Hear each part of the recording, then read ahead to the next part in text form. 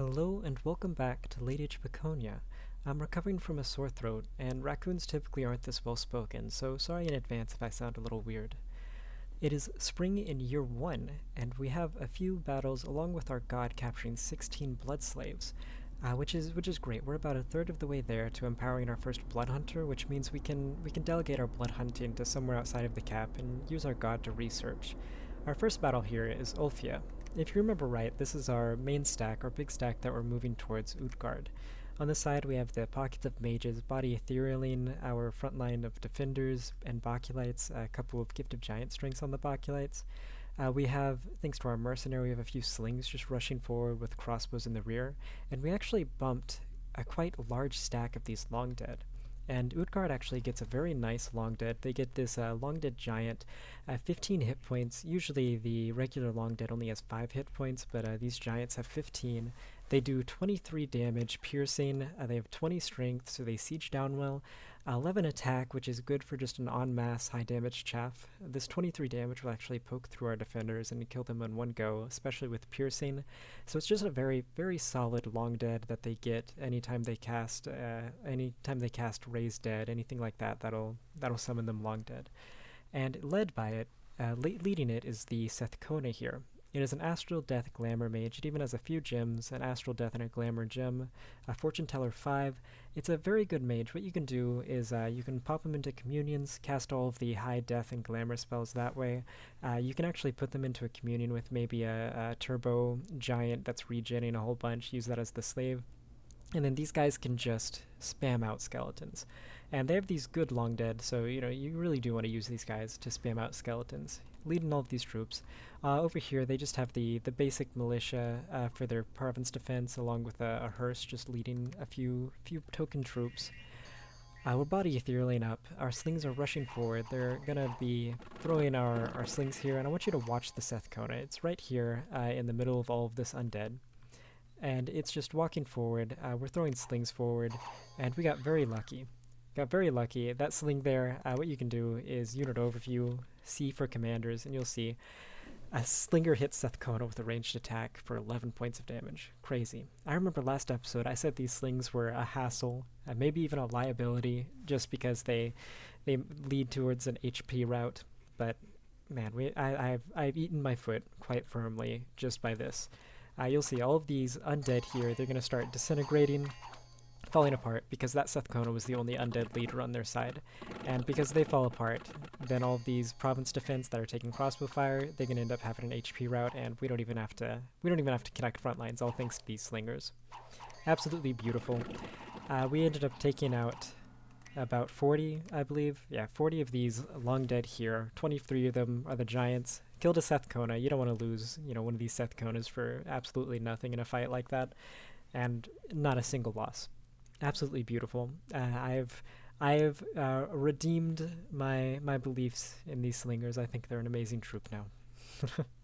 And then we have a battle in range of Shadow. If you remember, they had about 20 or so of these giants that could hit one or two of our provinces, so we went in and defended. And they did do that. So they walked right into our Prester King here with a couple of these Boculites and Defenders. He's just going to cast Body Ethereal. Crossbows from the PD and our own forces are going to rush forward and shoot at him. And you'll see the Boculites here are actually going to end up taking just a few of these giants head on. They ended up connecting with these Gamherdings, so they're going to knock them out with their Bane of Heresy effect, which will do 15 AoE fatigue damage. And they'll just end up absolutely fatiguing these Gamherdings before they can really do anything. You'll see this one, he's already at 22 fatigue. Just a few rounds in melee with these guys will knock him out. If he doesn't die first. But you do have some good damage, 14 damage, and these guys don't have the best protection. So we'll see, yeah, perfect. We're just surrounding one of these Gamherdings full health. We'll get to see the full effect of this fatigue damage.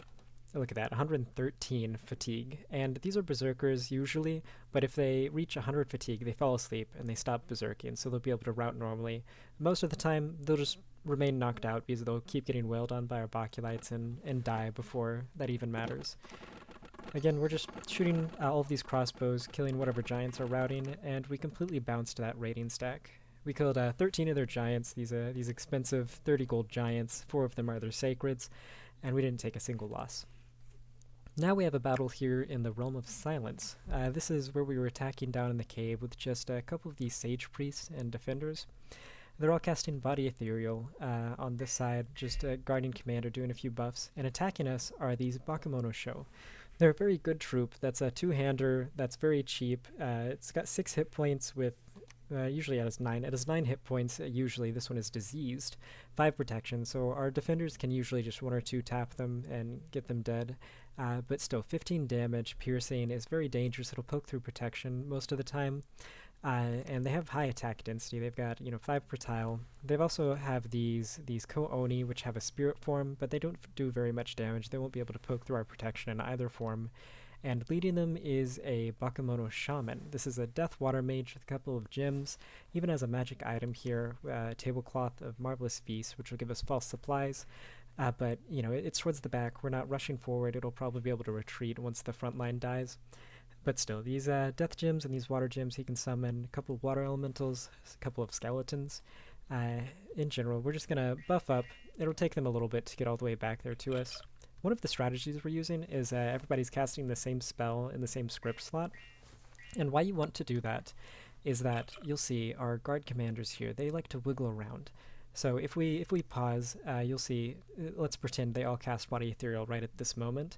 Then one of them would target this square, one of them would target the middle square, and then another one would target a different square. So you'll just make sure that you can really get the most bang for your buck, since they'll all cast it at the same time. They'll all target different squares. Instead of it, one person casting it 3 times, it'll cast it once. The defenders will jiggle around, and then the next time they cast it, it might hit some of the people who've already been etherealed, plus some of the people who haven't. So it's just more efficient. If you have 3, just they all cast the same spell at the same time. Depending on their paths, sometimes you do want to mix it up. And what this will do, we've got a whole bunch of these Gift of Cheated Fate, a whole bunch of these ethereal defenders here. They've got good protection, good defense. The first attack will be ignored because of Twist Fate, and then 75% of the time, these indies, their attack will do nothing even if they poke our protection. That'll make them very hard to kill.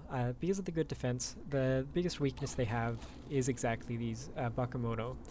They have high attack density, they have high damage, so they'll poke through protection. They just get a lot of attacks out, which means that every now and then one of them will get past our ethereal. But we also have a couple of these folks casting, Flame Bolt, things like that.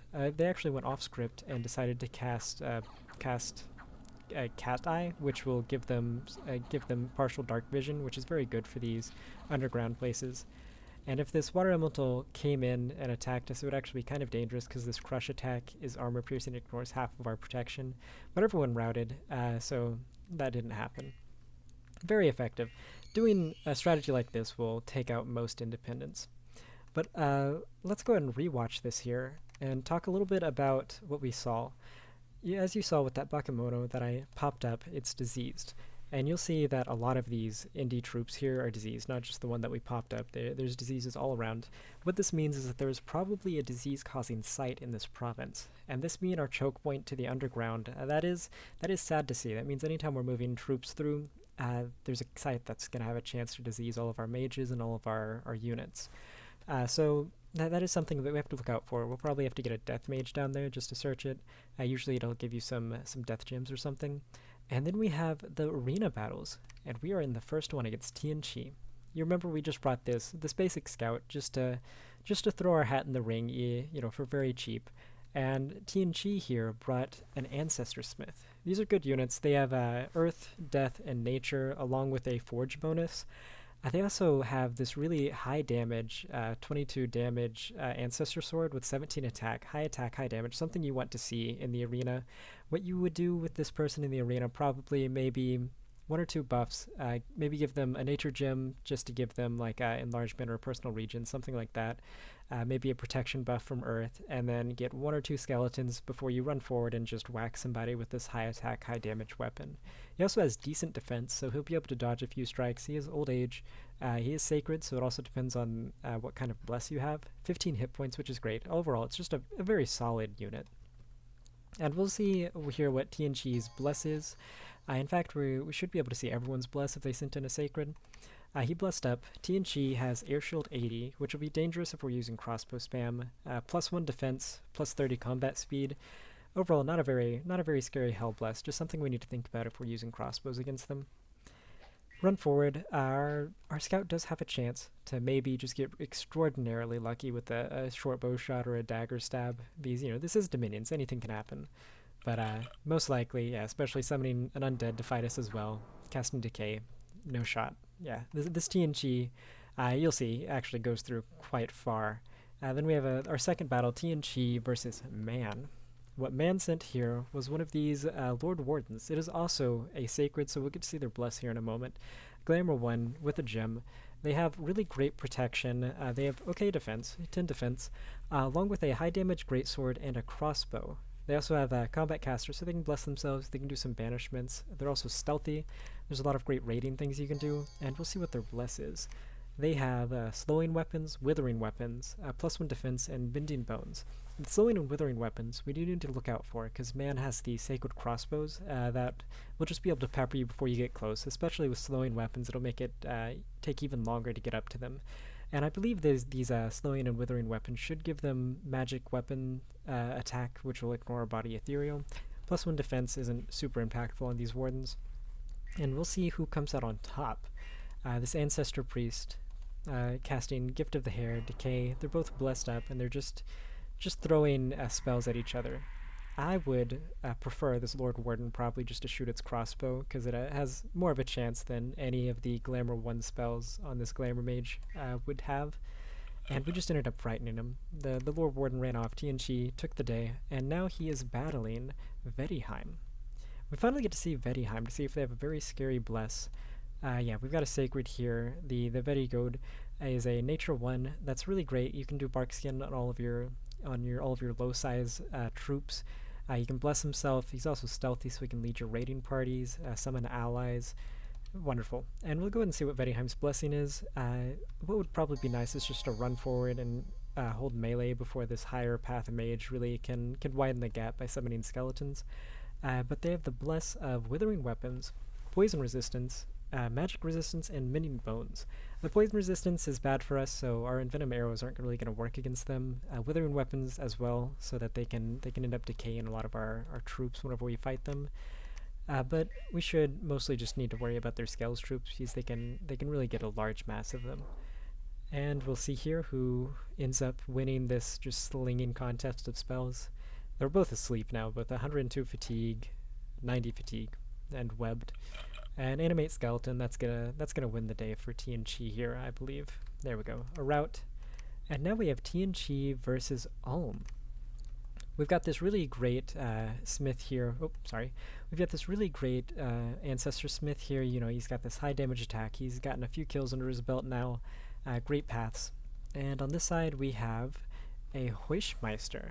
These guys have absolutely wonderful protection, 23 protection, even on their horse, 22 protection, 13 defense, which a part of that is their kite shield. They have this high damage attack with the lance for their first strike, and then another high damage attack that they can just do every round. Very great stats. Honestly, you could probably just give them a magic weapon, and this is an out-of-the-gate, really, really solid thug. He's also sacred, so he's about to bless himself since he's also a priest, and we get to see what Ulm's bless is. We will have to fight almost everyone in this game, so this is good knowledge to have. He has just defense skill. This means that he either has a very scary incarnate bless that's going to come later on an imprisoned god, or he has good scales, which both can be scary on Ulm. We'll see who wins this. Ideally, this person doesn't have any magic paths to really keep him held back and start slinging spells at each other, so he should just rush forward and try to kill this Ancestor Priest. This Ancestor Priest does do a lot of damage and has good attack. In fact, he got an experience star from all these fights, so he has 18 attack. He'll be able to poke through that protection and actually kill this fellow. He also has a magic attack with a lesser fear, so on damage, 2 armor negating damage as well. Just an amazing weapon. Amazing thug. Just really great mage. We'll see who wins this. Rushing forward, our Heuschmeister is gonna make a swing. There's a good chance, yeah, he just kills him on that lance strike. And last we have Ulm versus Utgard. Let's see what Utgard sends forward. He has a regular Jotun Jarl. This one's actually already has a heroic ability of precision. And we have this Heuschmeister. rushing forward, gonna bless himself, and hopefully take this giant out in the lance charge. The giant has a lot of hit points, so it'll take several hits. He can get lucky with that lance charge and take out most of his hit points, though. And we'll see. 12 hit points already, 4 hit points on the Heuschmeister. These Jarls, these giants, they actually do enough damage to poke through Ulm's protection quite easily. It might be nice just to keep Utgard around to deal with Ulm's high protection, but we can handle Ulm just easily, and it's better just to eat Utgard now. We'll go and see. Yep, the Heuschmeister is dead, and our Jarl is running the horse off the map. And we'll see. Arena match results. Sigurd, the Jotun Jarl, who won the arena death match in the name of their god, has won the Champion's Trident, 394 gold, and 13 fire gems. You know, I didn't know until this turn that Dominion 6 gives you more than just the magic item for these arena battles, and I think that's a wonderful addition. It'll make you really want to fight for, you know, an extra 400 gold is nice. 13 gems is very good for an arena death match, and you still get the item, which is absolutely wonderful. Hopefully we'll be able to kill this heroic precision giant pretty easily, though. And let's take a look at our turn. As you'll see, I've already planned this out. It's getting to that point in the game where these turns take a little bit of thought, a little bit of time, so I'm going to start doing the turns in advance and then looking at it with you. What we have around us, just for scouting reports for Utgard, we've just got a very disarrayed, we crushed a lot of their armies with our troops, so we've just got about 20 units here, 1 unit here, 30 units here. There's not really a united stack that we need to worry about, so we should be able to rush forward just fine. Underground, we got a good eye on a few of the provinces around. We have a pretty large caveman province here, another 40 units of cavemen here. We actually have a second Bakemonosho Kooni province right there, and a couple of pale ones next to this throne. We are just going to take our mages here and walk it over here to these pale ones. Very similar script, just bark skin. We're actually going to do a little bit of fireflies. If I remember right, pale ones actually have a sticks and stone attack, and a lot of indies that have a ranged attack will just sit around and throw stuff at you. So what we're going to do is Body Ethereal, Gift of Cheated Fate, and then Fireflies. Hopefully these guys will be able to evocation, take out a few of those pale ones. There's only about 20 here, so it could be as many as 40 or as few as about 15, but it shouldn't be too much of a hassle for our troops. We're also actually recruiting a whole bunch of these really great Bakemonosho. They're very cheap. They're also only 2 resources, 3 recruitment points, so you can get them en masse every turn. They're very cheap 2-hander with high damage that you can just use to take out a couple of these cavemen or even the other Bakemonosho province. Very nice. We're also going to recruit one of these lovely Bakemono chiefs down here. He's going to lead these troops, and we'll probably recruit another one next turn just to build a fort somewhere. Because of the disease-causing site, we originally wanted to build a fort in Realm of Silence, but we're probably going to build a fort somewhere else because we don't want to be recruiting units in a disease-causing site. Which is what our Piconye scout was going to do. It was going to go underground this turn. We're actually just going to move it over here to Bara. The reason that we're doing that, you'll see our 2 forces here that we're just going to defend against that 20 stack of giants is actually going to collapse to Shade Forest. They just have a whole bunch of archers here at the back at Fire Archers. They have a whole bunch of Piconye defenders and a few Baculites with a couple mages in the center casting Body Ethereal. It'll be very easy just to take out the Pittons of Force here plus the PD, so we don't really have too much to stress about. And then after that, we're going to take this force in Shade Forest and move it down here to Quinnen, which we want to build a fort here. The only thing that might throw a wrench in those plans is if Man has a fairly sizable stack near here and they're going to bump us in Quinnen when we try to take it, which is why we're moving our Piconye scout over here to Bara. If we see that there's like a 200 stack of Lord Wardens or something crazy over here, then we're just going to assume that they're going to take Quinnen, and we're gonna keep moving this force upward to raid Utgard instead of trying to take Quinnen. And then we have our main stack here that we just saw take out all of those undead, and they're just going to rush forward to the Royal Green and hopefully up to Utgard the turn after. There's not a lot of troops around that we need to worry about. We do have a scout nearby, and we're just moving that up to Felicia just to try to get more eyes on provinces we can't see. So, but they could move stack from Utgard over here to the Royal Green, and we could end up having a big fight. What we have scripted is a really great communion. We've actually got 4 slaves and 3 masters, just casting Body Ethereal and then switching over to Claim Life. We also have Madame Fortuna doing a whole bunch of these Body Ethereals, along with Prester King doing Claim Life and Gift of Giant Strength. We have all of our crossbows in the back. We changed up the front line just a little bit. Before we had one half of it be Baculites, the other half be Defenders. I find that it is just a little bit better to have the Defenders on the flank here and the Baculites here in the back on hold and attack, while the Defenders are also on hold and attack. But these Baculites will rush forward, end up collapsing with the front line, creating a line of scrimmage in the middle, while the Baculites tie up anyone who's trying to rush around the sides here. We still have the pockets of mages that are going to Body Ethereal everything and do wonderful work there. So that should be able to take out the Royal Green, plus whatever surprises Utgard might intercept with. For recruitment, we are getting a whole bunch of these Piconye crossbowmen and one of these popes. If you remember, these are these Holy Threes with Inquisitor. The Baculus, they're old age, but because of our Bless, they're no longer. They're just as youthful at 54. But they do have 100 leadership, so we're going to get all of these crossbowmen that we're recruiting here and a few of the ones that are already in the capital, and we're going to use this guy to patrol out some of the unrest that our god is causing, which is going to be about all that we need to do this turn. We actually are moving Baru here from Guyana over here to Wolvenmori. We're going to just build a quick temple lab, and we're going to start recruiting a few more Piconye Sage Priests out of Wolvenmori. We still have our Palisade coming up at Aldgold, along with Gabriel here, who's going to recruit a lab, and we're going to get more of these sages for our research engine. And let's go ahead and send the turn.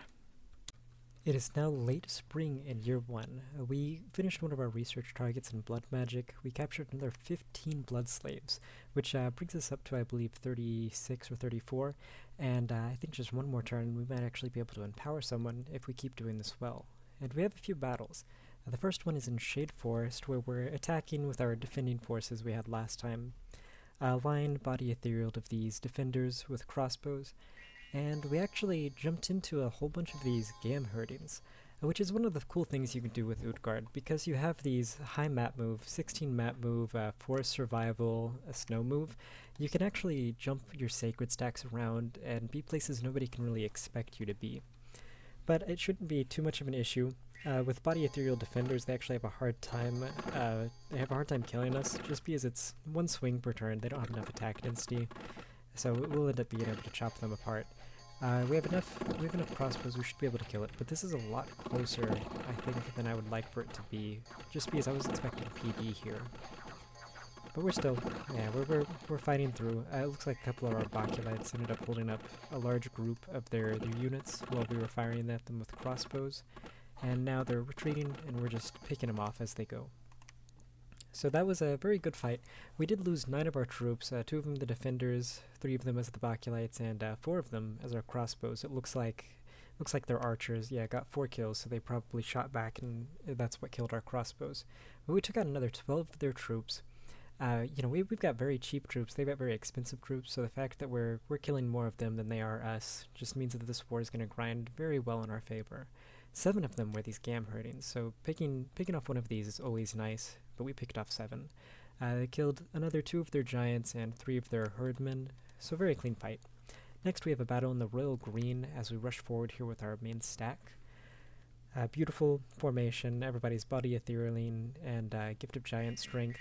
Got our Baculites in the middle here, getting a few Body Ethereals off. Our Slingers are running forward. And again, we've got a stack of these Gam Herdings, a few giants around that we're fighting against, mostly just killing PD. Because they're so far to the side, they could do attack rear, run back, and hit our crossbows, but it looks like they're just rushing to the middle to fight these slingers here. And you will see every now and then a red line run across the battlefield. That's because we've done Divine Blessing, blessed up all of our Baculites. Now they've got Blood Vengeance, which will just, it has an MR check to hurt somebody anytime they take damage.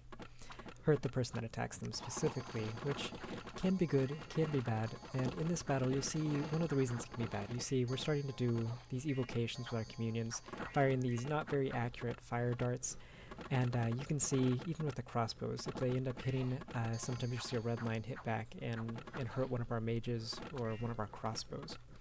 But it is also good. You'll see as they're fighting here every now and then, a red tick will hurt one of these giants whenever they swing. Very nice. Looks like we're just mopping them up, able to pick them apart. They're not able to kill our defenders, and our Bakulites can deal with these gamma herdings to effective degree. 156 fatigue on this guy. Damn, you can see he's just been getting wailed on by these Bakulites, and every time they swing, they do that Bane of Heresy. Crazy. Absolutely crazy. 156 fatigue. He should die any second now. Let's go and fast forward. They have a few crossbows firing into us, but absolutely clean. Again, we killed quite a few of them. But you did see in that fight, with Blood Vengeance, it'll come back, hit our crossbows, hit our priests, and we actually lost one of our sage priests that way. 2 of our Bakulites die, 4 of our defenders, 7 of our slingers, so we lost all the slingers on the Merc Company, but very, very acceptable, very minimal losses, and we killed another 40 of these units, most of them giants, 5 of them even gam herdings, so absolutely beautiful. We are wearing them away, and we have a battle in the Yellow Caves. There are 3 Sage Priests rushing forward, again, just casting Body Ethereal, Gift of Cheated Fate, and we are fighting the indies that you usually don't want to fight with this particular stack, which are ones that just have this sticks and stones attack, or like just a ranged attack. They'll just sit around and throw stuff at you. But these pale ones, they're pretty easy to take out. Only 18 hit points, which is a lot of hit points for an indie, but 2 protection. So they're really not defending anything whenever you hurt them. They are amphibious, which is nice. They've got bonus siege strength, so we are siege challenged. We may want to recruit a few of these just so we can siege down other forts. High damage, 15 damage bronze spear here, and they're just gonna run forward here.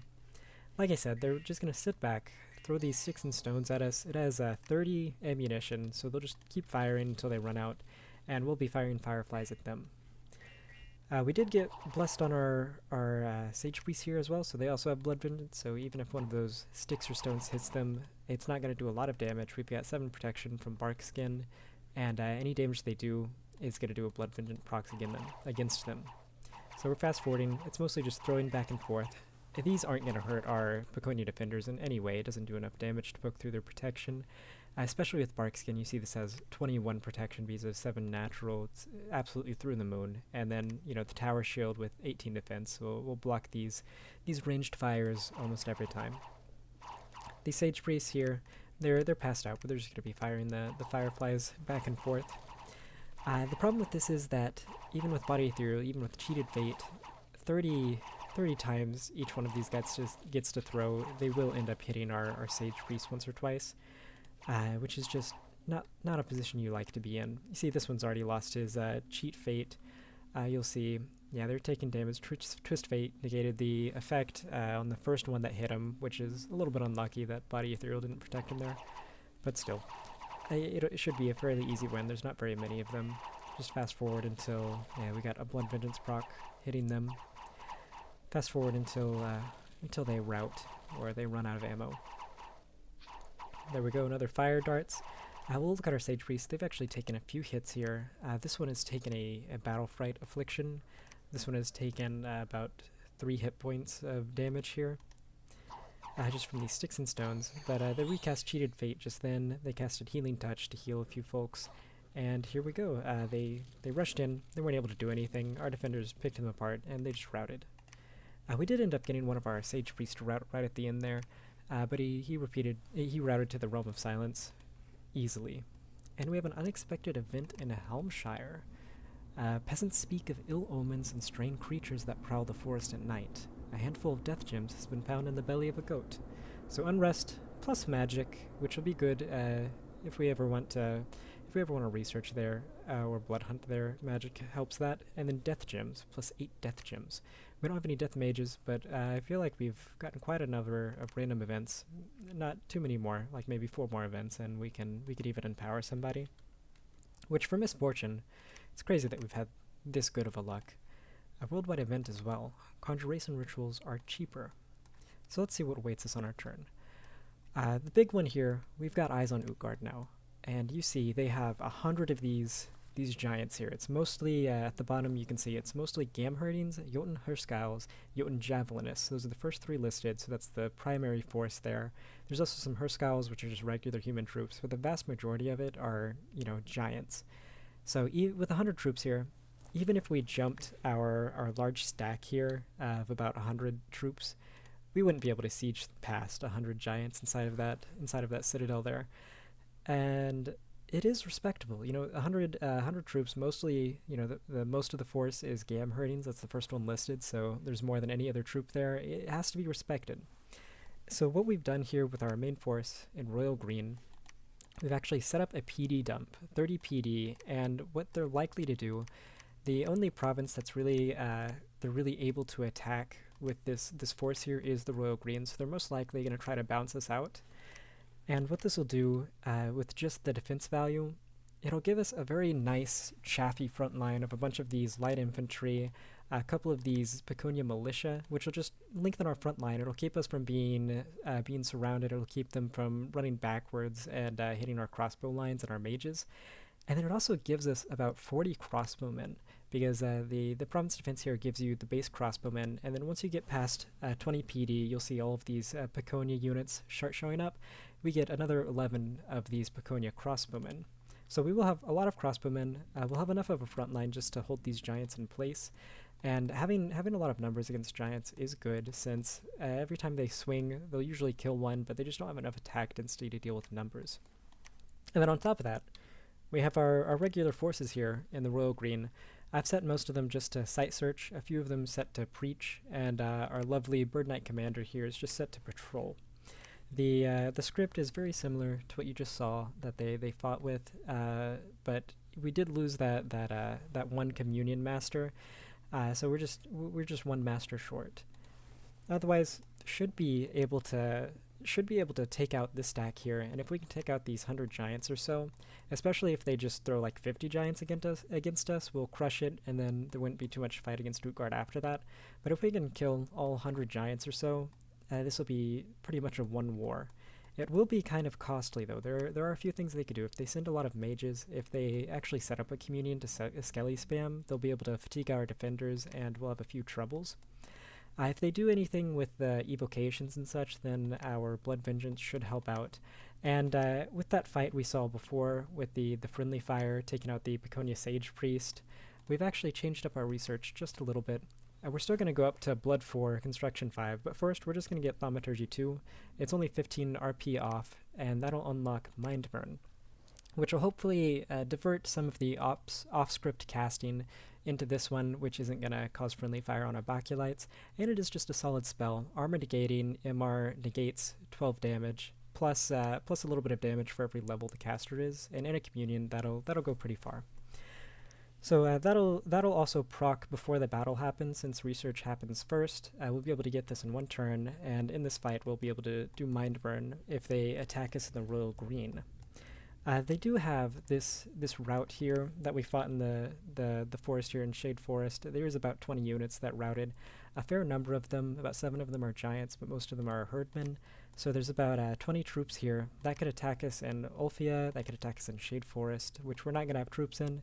If they do that, it'll be pretty much 1-for-1 against numbers for the PD. They'll probably win it because they have a couple giants assisting, but they'll take heavy losses, and we can ignore them after they take one of those two. What we're really doing here in the Shade Forest, we're taking the stack that just took the Shade Forest. We're going to go down to Quinnen. We don't see any large scary stack from Man and Bara. They could have a bunch of stealthy units about to attack Quinnen. We wouldn't know, but there's not much you can do when you're shadowboxing yourself. And then we're also going to move our Piconye Scout here to Quinnen as well to hopefully start a fort next turn. But what we're scripting for the Shade Forest, we went ahead and threw everything on Head Raccoon, since he has the best leadership in the stack, 175 leadership.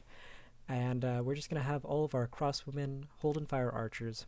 We do kind of want them on a sparse line, since the indies here are mostly crossbowmen, but line formation, because if it's sparse line and we do get flanked, we don't have a long front line, then they'll just pick apart our crossbows too well. So line formation for now.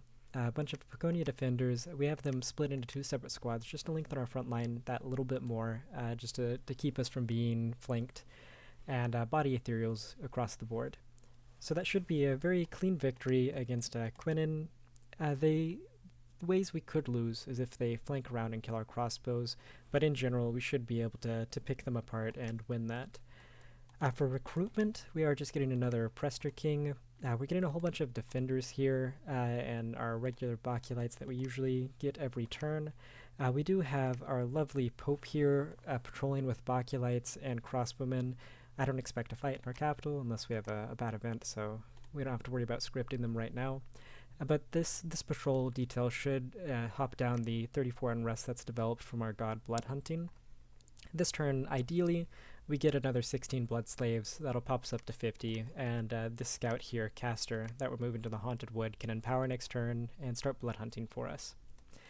Which also brings us to Old Gold, where we got that scout. Our palisade should be coming up this turn. We're building a lab, so next turn we can build the